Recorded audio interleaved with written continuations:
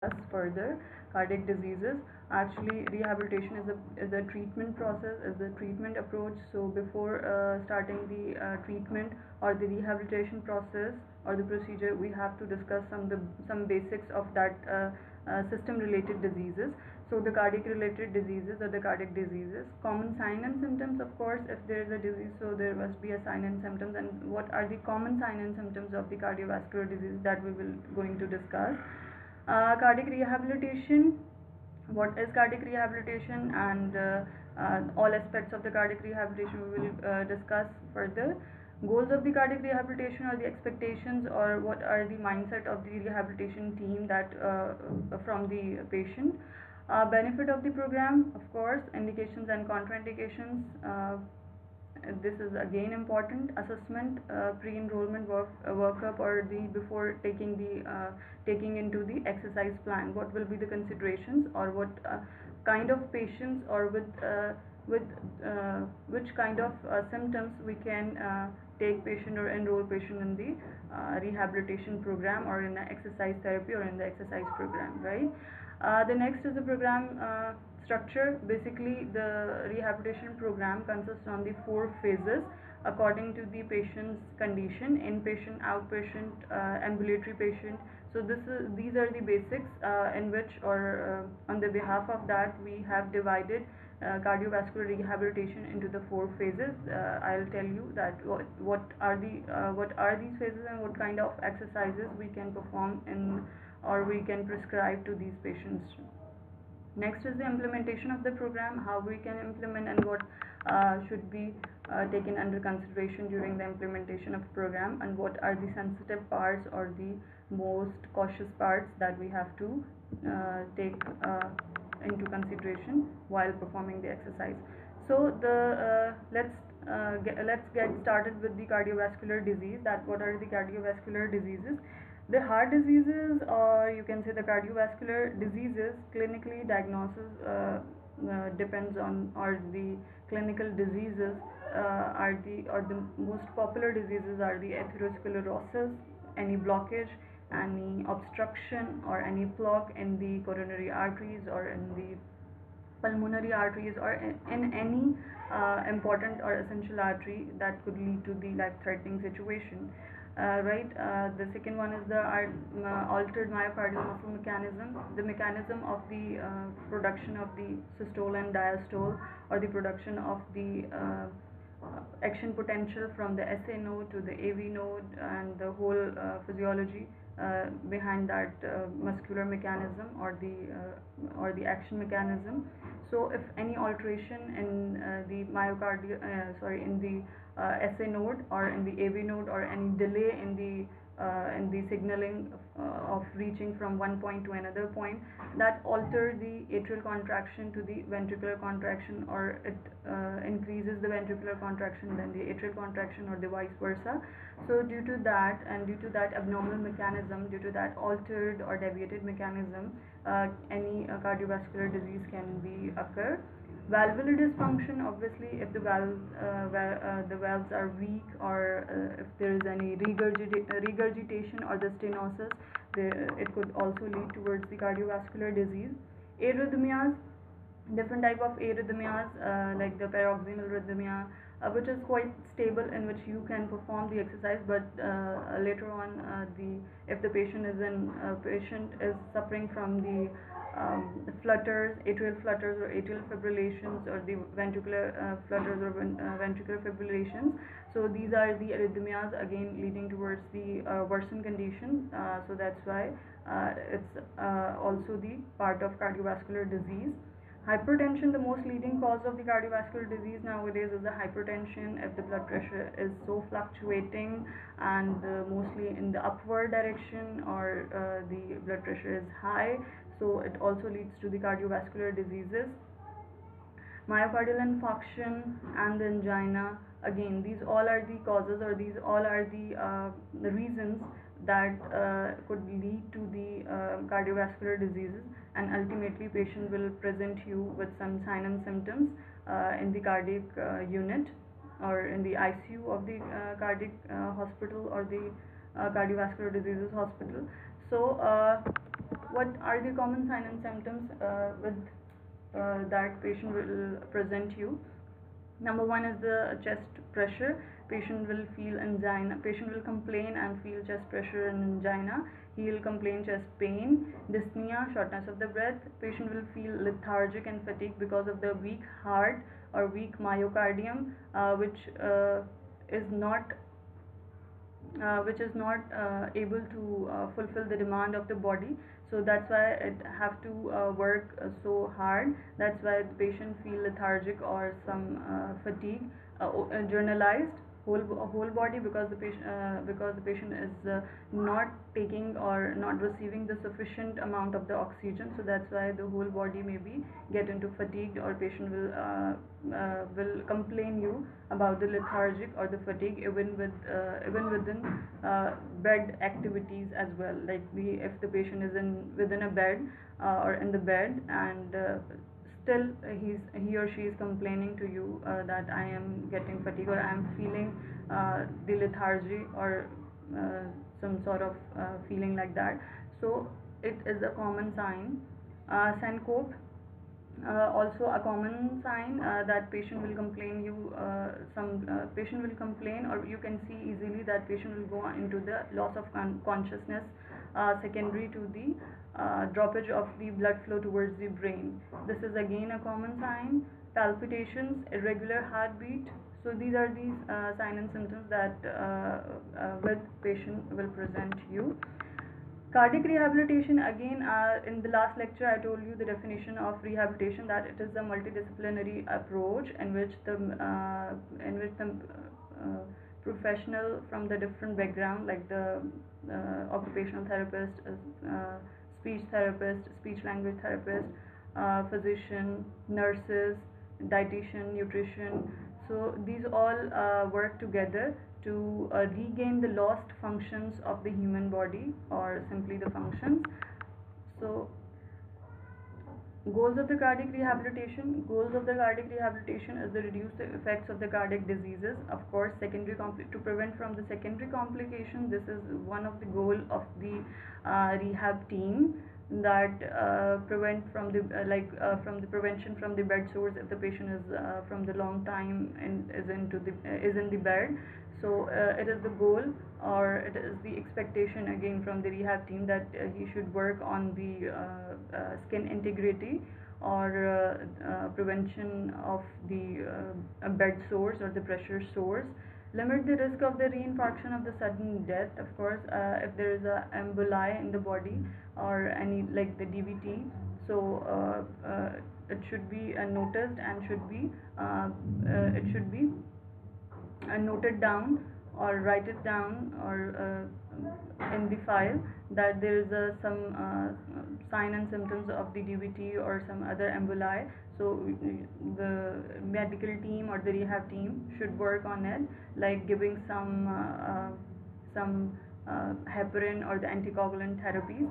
Relieve the cardiac symptoms by introducing the exercises, light exercises, when once heart will get started strong, so the cardiac symptoms will also resolve.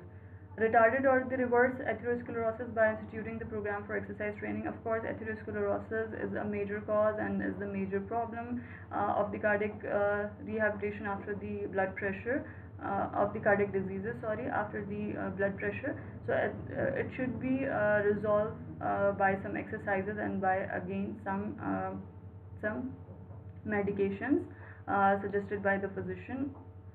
Reintegrate the heart diseases patient into the successful functional status in their families and in the society. Try to maximize his or her activity to meet the level of of the physical activity as he or she was before in that.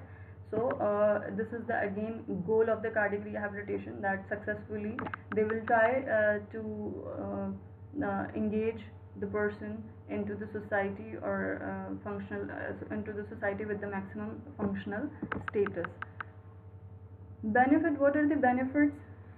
There are myths, and there are the rehabilitation program always go under estimation or rehabilitation, or the cardiac rehabilitation taken for granted from the years, but from the latest and many researches, it has shown that the patient with the non-complicated myocardial infarction may be hospitalized for as few as for 3 to 5 days. But before that, or before rehabilitation, or when there was no concept of the rehabilitation program, uh, uh, patient had last for months, from weeks to months. But after the rehabilitation program, it reduces as few as 3 to 5 days only. So this is a big achievement, or this is a big benefit, that if we are or the physical rehabilitation team, they are decreasing the burden on the cardiovascular team, or the hospital, or again on the level of, on the government level. So this is a good approach and a largest benefit. Apart from that, offset of the psychological and physiological effects of the bed rest during the hospitalization. Sorry. Of course, yes, when we will mobile the patients as soon as possible, the risk of the bed ridden, or the bed complications, within the bed complications will decrease, and patient will get more healthier and sooner. Enable the patient to return the activities daily living within the limits imposed by their diseases. If there is a demand of any assistive devices or any external support, so go for it, and reduce the chances of the immobility, which is the prime purpose of the rehabilitation team. Reduces the cardiovascular and the total mortality, of course, if we will fight against the comorbidities. So there are reduced chances, or the possibility to a possibility of the mortality, or the mortality rate simply will go down, or the graph will go down, if there will be the less comorbidities, and the management of the symptoms as early as possible. Improves the myocardial perfusion. Perfusion. There are some exercises by that we can improve, or simply every exercise can increase or improve the myocardial perfusion, that we can monitor, or we can check by the special test that is called the myocardial perfusion test, in which the CT perfusion or the MI perfusion test has advised to patient.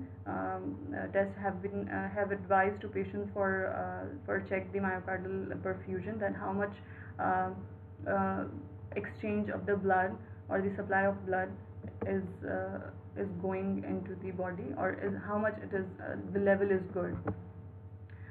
There are some indications, like the acute myocardial infarction. Might be you are surprised by listening this, that acute myocardial infarction and the exercise. But yes, if the acute myocardial infarction, the patient now is in a stable condition, so go for the exercises, and try to do exercise, or prescribe exercise, or prefer exercise as soon as possible, right? Because in the early stages, the recovery chances are lot a lot more than the later stages.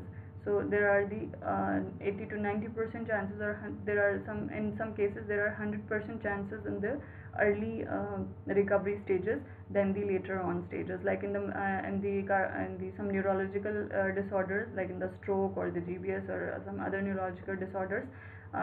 There is a typical uh, uh, a typical recovery period in the early stages, that this is the first initial 3 months are the months of recovery. After that, you can maintain the physical activity, or the state of a patient, or the status of the patient, but the early 3 months are the months of the recovery. So similarly, the early stages of any cardiac diseases, if a patient is in the stable condition, so go for the early exercises, because it's the time of recovery in the greater extent. Coronary artery bypass grafting, if the cabbage has done, so you can also do exercise, or plan exercise for that, or prescribe exercise. Angioplasty with or without stenting is also indicated for the exercise. Any valvular surgery, any heart transplantation surgery, or the great vessel surgery, congestive heart failure, chronic stable angina, but stable angina. The emphasis is on stability. So stable angina or the angina pectoris is also indicated for the exercises. Means all these conditions are indicated for exercises. Patients of these all with these all conditions can improve, can achieve the maximum level of maximum level of physical activity by doing some exercises or by prescribing the rehabilitation program. So there, on the other hand, we have some contraindications as well, in which we are totally or we are absolutely contraindicated any kind of exercise. Number one is the unstable angina. Yes, of course, unstable angina in which the vitals are very fluctuating. So in this condition, you are not supposed to do any exercise. Uncontrolled arrhythmias or the AV blockage, of course, like I told you earlier, the flutters, fibrillations. So in these conditions, you cannot, or simply the paroxysmal arrhythmia. But if it is uncontrolled, you are not going to perform any exercise. It could be dangerous. It could lead to the death or uh, some other chances of death, or you can say any heavy amount of damage. Resting systolic blood pressure, if it is a greater than 200 and the diastolic pressure greater than 100, but is in the resting. 200 greater than 200 systolic blood pressure greater than 200 in the resting, and the diastolic blood pressure greater than 100 millimeter of mercury in the resting, which is too much blood pressure. So that means the heart is so weak for the demand of to complete the demand of the body. It is working so hard. If we will do exercise with that patient, that means that we are going to more burdenize the heart or the myocardium, and it could lead to the death as well. So that's why it is again contraindicated for the patient if the resting heart rate is between 200 and 100 as the systolic and diastolic.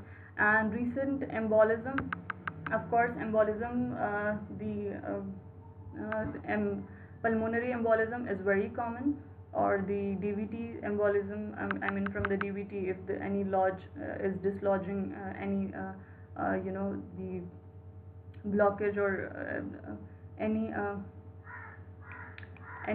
dislodging material go into the embolism, into the pulmonary vessels, or into the any narrow arteries or any narrow vessels that can also do the blockage, and can cause the severe damage. That's why if there is a sign, or if there is any reported embolism in your file, and if you have any history, or if you have any written report on the embolism, so do not go for the exercise, right? Moderate to the severe aortic stenosis, any valvular dysfunction or the aortic stenosis, this is again the risk factor, or is the contraindicated. Acute systemic illness or the fever, orthopedic problems, that would prohibited exercises. Poorly controlled hypertension, significant emotional stress or the psychosis, if the patient is unwilling to do exercise, or if the patient is so uncooperative and simply he or she is not understanding what you are saying. So for such patients, again the exercises contraindicated. Core components. What will be the process of the rehabilitation? Initially start from the patient assessment, then nutritional counseling, weight management, blood pressure management, of course, lipid management by controlling some diet, diabetes management if the patient is diabetic too, so check their insulin level, or as well as the glucose tolerance test. Tobacco cessation, if the patient is on the smoking or any kind of tobacco, so just omit it out, or ask patient to stop taking tobacco or smoking. Psychosocial management, exercise training, and last one is the physical activity counseling. So these are the core components.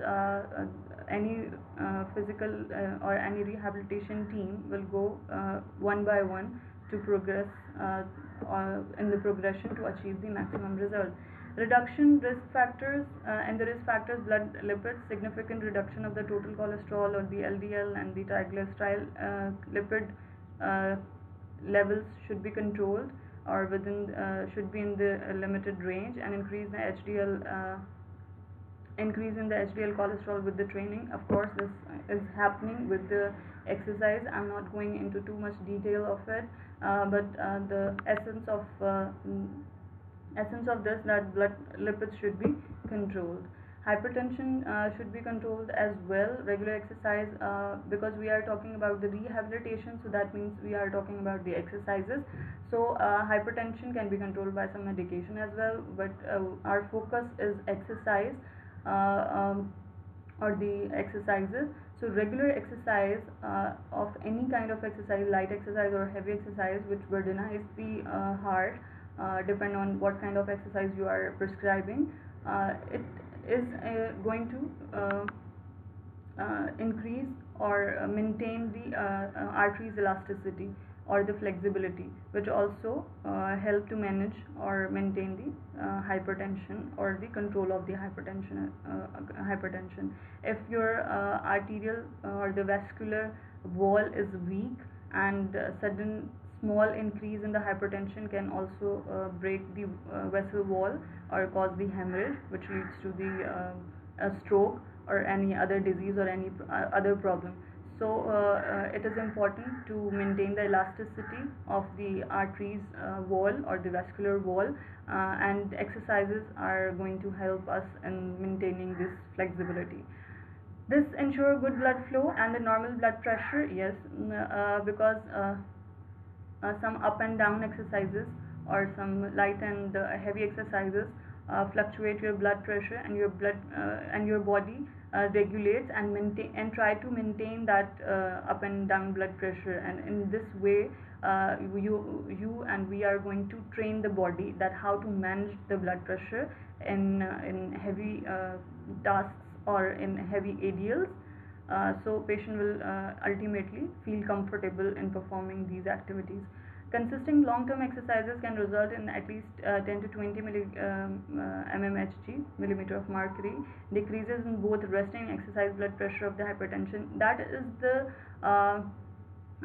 the thing, or that is the from this sentence we are getting idea that by doing exercise, our vessels and our cardiovascular system typically, or the whole, is going to strengthen.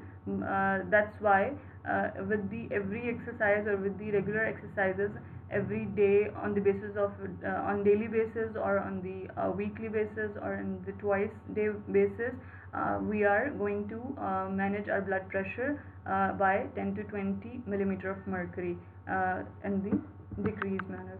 So the glucose intolerance, these patients can also suffer with the glucose intolerance. That means the lower serum insulin level after the training because of the increase in the insulin sensitivity at the cellular level. This sensitivity also has noticed in these patients. So decrease the serum triglyceride and body fat levels by some exercises, and reduce the body fat by some exercises, as well as by some dietary control, and by some again, dietitian is or the nutritionist is also present in your team, asked to control the triglyceride levels or the fat levels or the this insulin or the glucose intolerance level. So by their expertise, by his or her expertise, he or she can manage this problem of the intolerance. Cardiovascular examination. Now the the cardiovascular examination will start from the medical record or the medical record review. If the patient is in a hospital, if the patient still is in a hospital, and that means the all record has maintained and has been prepared by the emergency staff and ultimately in the ICU staff. So the physical therapist or any person of the team, if he is going to examine the patient, so first review deeply and thoroughly the medical record, that what kind of symptoms patient is presenting, and some other comorbidities and some other problems. So patient record or the patient's medical record is important to review. Now the second step is the patient history. For that, you have to do some interview, or just plan a little interview session with the patient. That also increase the after the taking history, there is another benefit of a patient interview, that it helps to build the trust or the communication level between the patient and the physician or the therapist. So the patient history, the past medical history, present history, any family history, drug history. So these all histories, or the kind of histories, are very important uh, for the any person who is in the team, or who is the part of team. Now the next one is the vital signs. Check the heart rate, rhythm, shortness of breath, blood pressure, orthostatic hypotension. Orthostatic hypotension is the hypertension which the sudden droppage of the blood pressure, or the BP, while in the change of the position. How I'm going to explain, for example, if the patient is in a bed lying position, and in the rehabilitation program we are going to make him or her sit. So from the lying to the sitting, there is a postural change, and due to the postural change, blood pressure will go sudden down, or the hypotension will occur. So such type of exercise, such type of blood pressure that will go down, go low or the down with the postural change, because patient is in a bed from the long period of time, and has no power, or has no that fluctuation to manage quickly with the posture or with the positional change. That type of hypotension is known as the orthostatic hypotension.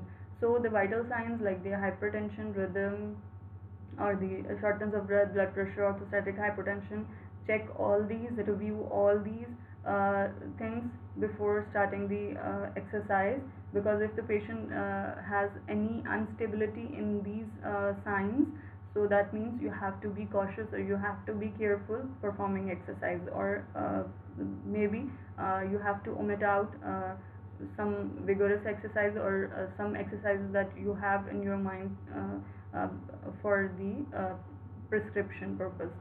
Okay, now the next is the observation, inspection, and palpation. These are again the important things. You have to be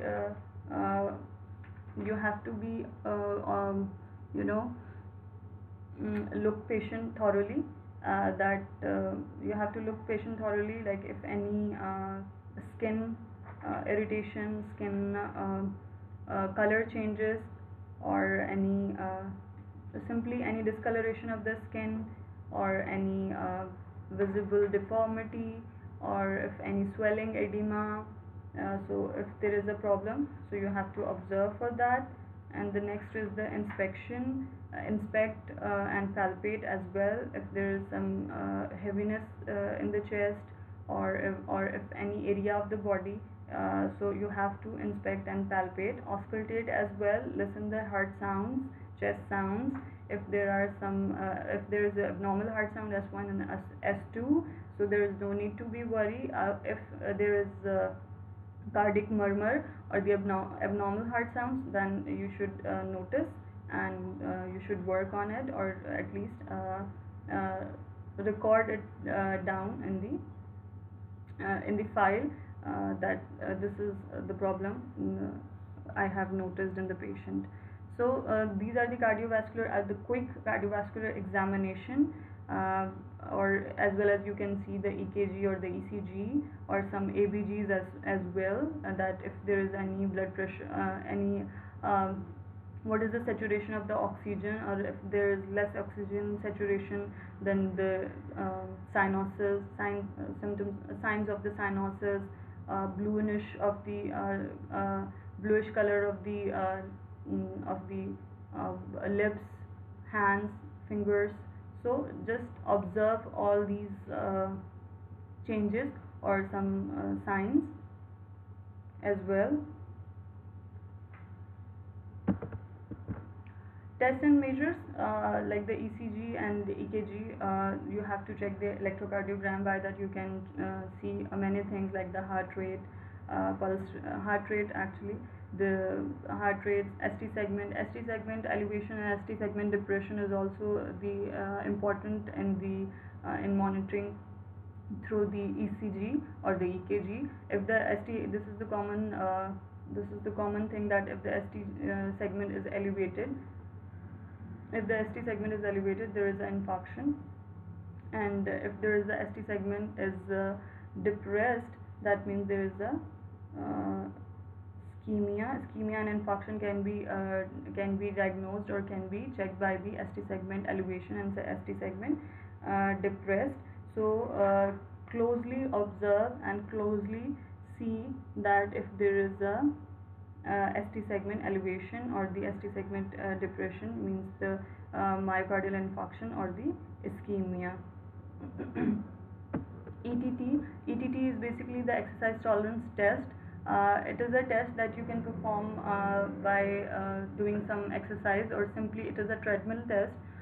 What we do in this, that we ask the patient to walk on the treadmill, and there is a monitor that is attached with the treadmill, that monitors all the vitals as well as the heart perfusion and heart activity, its tolerance level within the limit range. For example, if we are going to prescribe any patient this test, and while performing this test, patient can perform this walking pattern within the 3 to 5 minutes without exaggerating the symptoms, or without complaining, or without any discomfort. So that means the ETT test is negative, means the positive. The ETT test is positive, that means the patient can tolerate the exercise within the limit or within the range. So we can now this is the indication that we can now perform some heavier exercises. So ETT test is also important to monitor or to record the tolerance power of the heart or the cardiovascular system. Cardiovascular rehabilitation, as I told you earlier, I think I do not need to repeat it again. Team consists on the, as I told you earlier, nurses, exercise physiologist, cardiologist, physiatrist, physical PT means the physical therapist, OT means the occupational therapist, dietitians, psychologist, and the endocrinologist. Outcomes. What will be the outcome of or the expected outcomes of the cardiac rehabilitation? Smoking cessation, number one thing, control of the lipid management. These all are the repetitions. So these are the expectations as well as the objectives of the cardiac rehab. So I think I do not have to need to repeat it again. So then now the cardiac rehabilitation program. Cardiac rehabilitation program is consists on the 4 phases: the phase 1, phase 2, 3, and phase 4. Phase 1 is the inpatient or the hospital-based program within the 24 hours to 48 hours after the admission until the discharge, right? So what is the phase 1? When the patient is entered into the hospital, and if there is any procedure like CABG or any angiography, angioplasty, or anything, any great vessel surgery. So after performing the surgery within the 24 hours to 48 hours, as a patient get stable, so this is the this is the responsibility of the rehabilitation team to start some exercises. So early exercises or the early treatment plan or the early rehabilitation is considered as the phase 1, means within the hospital or within the room until the discharge. After the discharge, they will start phase 2 and phase 3, means this is the phase is that start from the home to the community. And the last one is the phase 4, that is the ambulatory program or the ambulatory exercise rehabilitation, which means that now the patient is in the community and patient is able to walk and ambulate and perform vigorous exercises and can easily walk and go outside. So this is the phase 4. Phase 1 will again start from the 24 to 48 hours after the surgery or after the stabilization until the discharge of the from the hospital.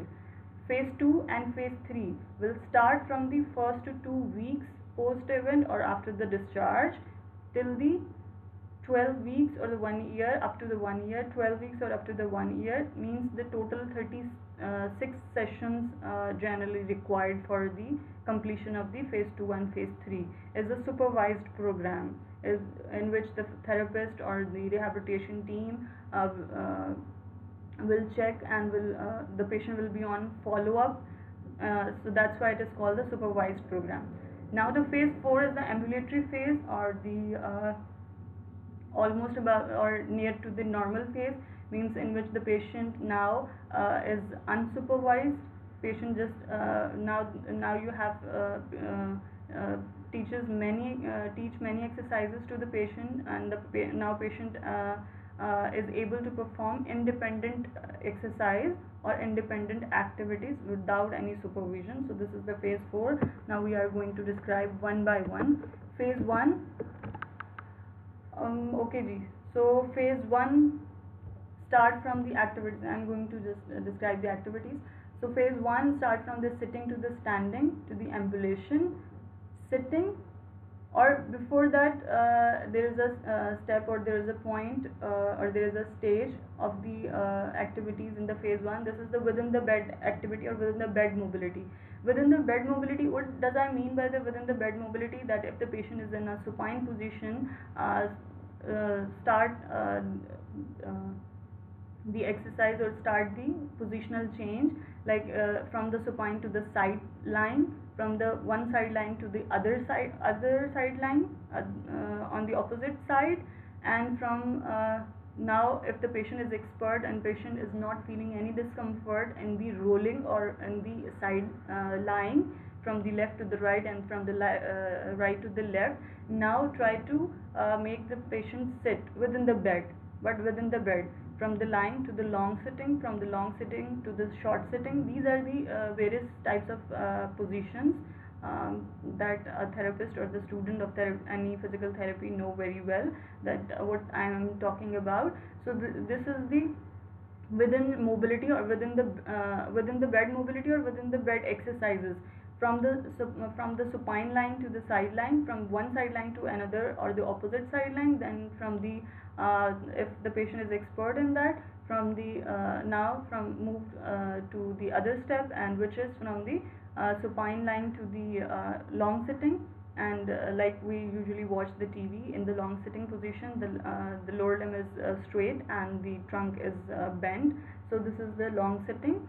And from the long sitting to the short sitting, this is the within the bed activities. And now within the bed activities to the sitting like the chair sitting. And from now, if the patient is expert in the from the positional change from the lying to the chair sitting, now move towards the standing, from like initially with the help of the walker, and then without walker, or it depends on completely depends on the patient's recovery stage or state, or the disease state, and the nutritional intake.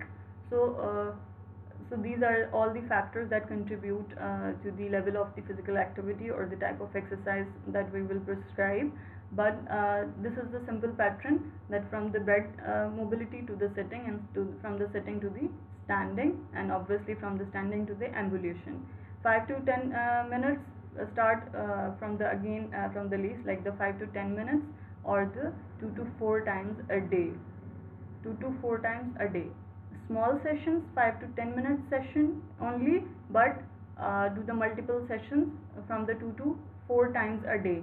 ADLs, if try to ask patient try to eat by his or herself, toileting, or any other within the room activities, or the ADLs. So stair climbing, upper body exercise, upper body strengthening is very important, because might be the person will go on the wheelchair, or from the wheelchair to the walker. So upper limb strength is needed for that. So upper limb or upper body exercises, trunk exercises, disease education, management of the risk factor. These all are the parts of the phase 1 of the rehabilitation, or the cardiac rehabilitation. So this is the complete picture of the phase 1. You can see this from the bed mobility, or from the within the bed mobility exercises. Within the bed mobility exercises, this is the patient. Patient is in a ICU, and after positional change, we can as well build the strength in the upper limb by doing this kind of exercise, or this is the TheraBand exercise. What this therapist, or what she is doing, that she is pulling, or she is asking the patient that pull this TheraBand away as possible as you can do. This is the bed, within the bed exercises. You can do a lot of exercises within the bed. After that, upper limb, start with the lower limb exercise, and the train patient to go into the sitting, from the lying to the sitting. And these are the special type of beds that you can see in the or you will find in the rehabilitation area, or the rehabilitation center. So these special type of beds for the exercise, or the treatment bed, is also known as the treatment beds, that are in this picture, what these two person are going to do, that the lady is lifting the both upper limbs up, and trying to touch the hand and then go down. Will try to touch the hand and then will go down. So these are the lower limb exercise, and by maintaining the upper limb posture and the long sitting. So this is the some vigorous exercise, or some heavy exercise than this one. So there are again number of exercises, or number of tricks and number of modified exercises that we perform, that which is completely depend on the therapist and patient, capability of the patient, and therapist design, that my patient is able to go into this exercise, so I have to do that.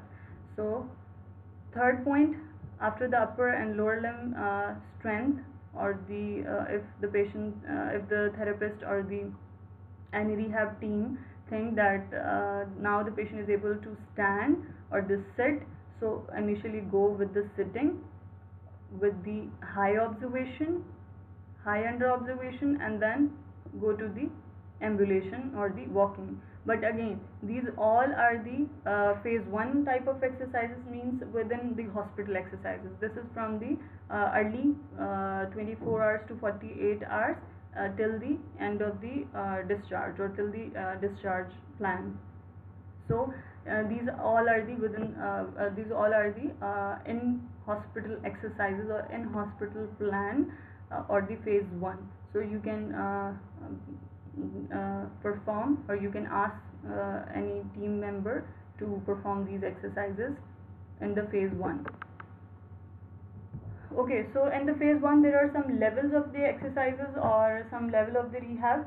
level 1 to level 5. Level 1 is the bed rest or the bed exercises, like I told you. And this is the bed exercise, or this is also known as the level 1. Level 2, from the sitting limited room ambulation, means from now we are progressing from this to this and from this to this, means the sitting limited room, sitting and ambulation but within the room. This is the level 2 of the exercises. If we are achieving our targets, that means we are moving in forward, or we are progressing. So always try some small goals or some little goals to which are achievable and which are practical, so the motivation will be remain intact with you and with patient as well. So the level 1 essential or essentially bed rest or within the bed mobility or within the bed exercise. Level 2, from the sitting to the limited room ambulation but within the room, not go within the room exercises or the room ambulation. No, do not go outside the room or in the corridors or some other areas of the hospital. Now the level 3 is the room limited hall ambulation, means from the room to the hall. Now you can carry patient with you and with some assistive devices, with the help of some assistive devices into the hall as well. So from room, now go out into the or to the hall. Level 4, progressive hall ambulation. Now there is no room exercise, now it's straightforward hall ambulation. Now always try to take patient along with you with some assistant or some assistance if there is needed to the hall. So try to exercise 3 to 4 rounds of the whole hall, which is again it depends on the length or the area and that how much it is long. So 3 to 4 at least round should be needed for the hall ambulation.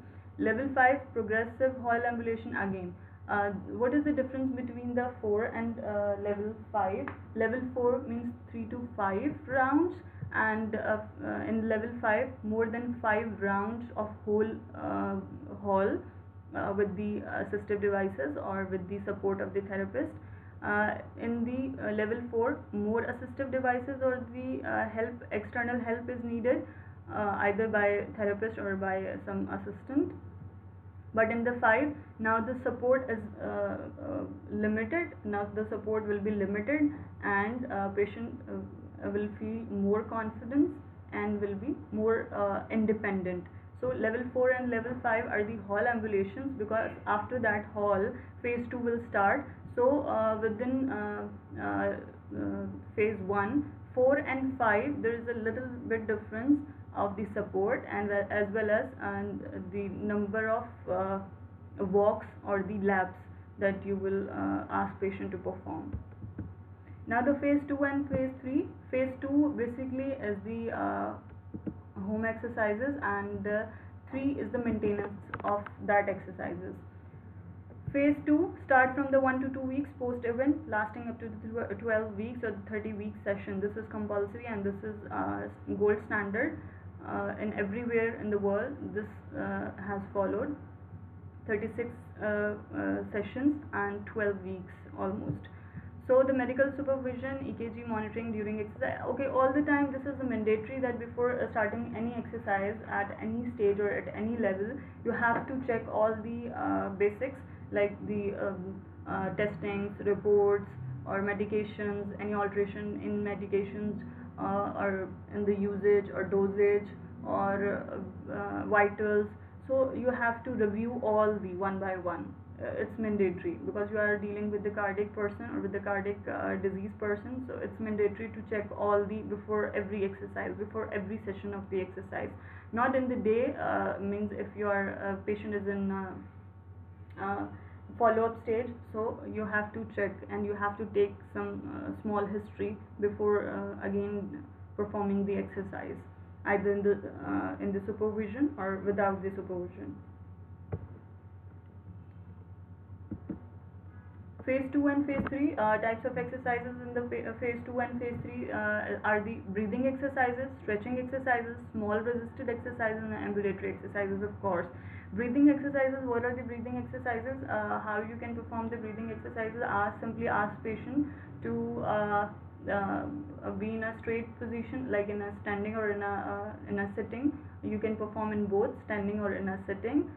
By adapting the neutral position or the natural posture, means without deviation here, without deviation of the trunk or any body part here and there. So first of all, ask the patient to maintain the natural or the normal position or the posture. Now what patient will going to do, that ask the patient or instruct or teach the patient that take deep breath from the nose. Take deep breath from the nose, that your belly or your stomach go out in this manner, that you feel that your stomach or your belly is going out, right? Or is after that, after intaking of the exercise, oh sorry, after taking the breathing in, or after the taking air inside your lungs, now ask the patient to hold the breath or hold the air inside your lung for the few seconds, either 5 seconds, or initially start from the 2 seconds, and from the 2 seconds move towards the 5 seconds. So from the 2 seconds to 5 seconds hold. Now instruct to the patient that blow out the air from mouth, like you are simply blow out the air from the mouth, like doing round of making your mouth round or lips round. Now this is the technique of the breathing exercises. Again, step by step, take the breathe in from the nose and deep breathe. Deep is like your belly or your stomach, you feel that your stomach is going out, right? After breathing, now hold the breath for the 2 to 5 seconds. After the holding, now blow out the air from the mouth by making your lips round, or by making your mouth round, but slowly and very slowly, not like once, like blow all the air at once, but just slowly, like you are blowing out the any ball or any piece of paper. Teach the patient breathing exercises as well as the stretching exercises. Small stretching exercises. I have already discussed in my last lecture as well. But the stretching exercises of the upper limb and lower limb. Stretch your whole body. Stretch your upper limbs. Stretch your lower limbs. In the flexion, in extension, and different movement. So that also improve your blood circulation, and also carry your metabolic waste, and ultimately that improves your fitness and the general health. Small resisted exercises. Because now we have target to build the strength, and we have to increase or improve the strength of the muscle. We have to build the muscles in terms of the strength, power, endurance, energy. So resisted exercises are the best exercises to develop all these. So ask the patient or teach the patient to do the resisted exercises at home, which is the part of the home exercise plan, HPE, what we call HPE. Ambulatory exercises means the walking out from the home, or with the assisted devices, or without the assisted devices. It depends on the patient's condition and as well as the demand. If the balance is good, if the patient's balance is good, there is no need to advise any assistive device, like the walker, cane, crutches, or any support from any wall, or this kind of things. So ambulatory exercises or ambulation. So ask the patient to go out, like the walking, jogging, running, swimming. But again, it completely depends on you and your patient, that in what condition patient is in, or patient is able to perform or not, the exercises that you are thinking, or that you are going to plan for that. Now the phase 4 is the again ambulatory phase, or the phase in which patient can perform now the some further vigorous exercises, or more vigorous exercises, other than just simply walking, jogging, or running. After that, now the gymnastic activity, or gymnasium activity. For example, now the treadmill, cycling, bicycling, now the heavy weight lifting, type of resisted exercises, heavy weight lifting, and some yoga as well, some crutches, and some other whole generalized body exercises, which are very high energy demanding. So ask the patient to perform that. So in the phase 4, now the patient is in phase 4. If the patient is in phase 4, which means that he or she is near to the normal, as he was entered in the hospital before the surgery or before any disease. So in phase 4, rehabilitation, or the process or the procedure of rehabilitation, has completed. In the phase 4, what are the goals of the phase 4? Continued improvement, of course, the general fitness and the maintenance of the fitness, improvement of the fitness, and again the maintenance of the fitness is very important. Like, we do exercise for a few days and for a few months after cessation of exercise. Now after 2 weeks or 3 weeks, we will be at the same stage from where we had started. So this is not the thing, or this is not the way. So the improvement and then maintenance is important. So in phase 4, improvement as well as the maintenance of the fitness will be considered. So unsupervised exercises program, now there is no need, patient can perform independently. Patient is now is near to normal, without any limitation, without any fatigue, without any discomfort, or any abnormal sensations or feeling. Now the self exercise, patient now perform self exercises without any supervision. As I told you earlier, long term behavioral modifications are also the goal of the exercise, or the rehabilitation part, phase 4. Behavioral modifications, like if the patient is so aggressive, or if again a patient is not taking so much healthy, not is in the healthy lifestyle. So these are the some problems that in phase 4 we can face with the patient. So there are some sessions of counseling are needed for those patients to change the behavior, or for the healthy behavior. Now summary, cardiac rehabilitation, we have done the cardiac rehabilitation. That cardiac rehabilitation is, this is the summary or the overview. Cardiac rehabilitation, our goal is from the bed to take patient into the community, from the lightest exercises to the heaviest exercises, and from the less fitness or least fitness to the greatest fitness. This is the again ideology behind the cardiac rehabilitation. Goals of the cardiac rehabilitation, again, what is the cardiac rehabilitation? Multidisciplinary approach, and all the components and the parts and the goal, as I described. So benefits of the exercises: patient can recover early without the heavy burden on their pockets, or as well as in the hospital. Indication and contraindications, I told you, indications and contraindications, that should be considered before the prescription of exercises, which are very important for the recovery and as well as deterioration too. So assessment and the pre-enrollment workup, which is again important, because assessment give you the idea what type of exercises and what level of exercise you have to prescribe. Program structure, yes, we have discussed that rehabilitation program consists on phase 1 to phase 4, means from the early bed exercises to the community exercises, implementation of the program, and the assessment of the outcome. So these all are the points that we have discussed, and it was all about